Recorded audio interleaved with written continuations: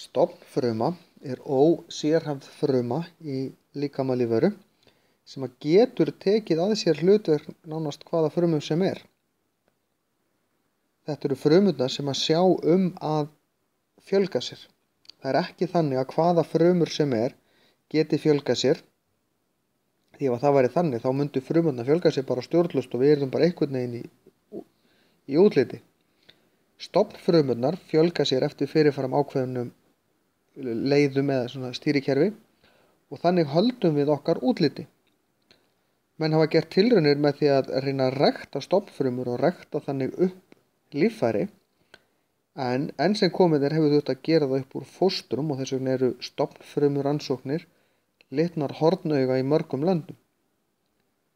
Það eru líka stofnfrumurnar sem eiga það til að fara að fjölga sér stjórnlaust og þá tölum við að við séum komin með krabbamein.